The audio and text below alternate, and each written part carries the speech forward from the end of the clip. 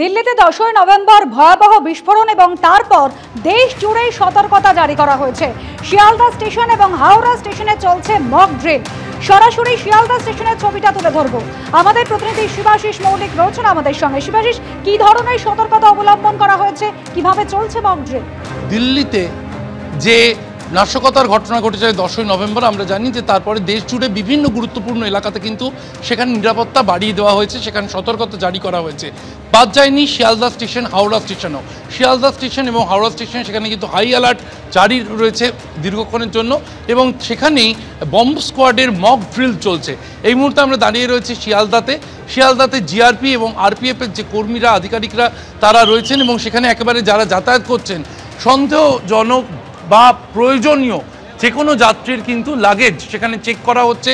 জিআরপির আধিকারিকরা, আরপিএফের আধিকারিকরা তারা লাগেজগুলি চেক করছেন, এবং ভিতরে পরিষেবা সচল রেখে একেবারে প্ল্যাটফর্মগুলোতে কিন্তু ট্রেন রয়েছে, ট্রেন চলাচল স্বাভাবিক, এবং পরিষেবা সচল রেখে বম্ব স্কোয়াডের বিভিন্ন প্ল্যাটফর্মে কাজ করতে কতক্ষণ সময় লাগে তারা তা খতিয়ে দেখছেন।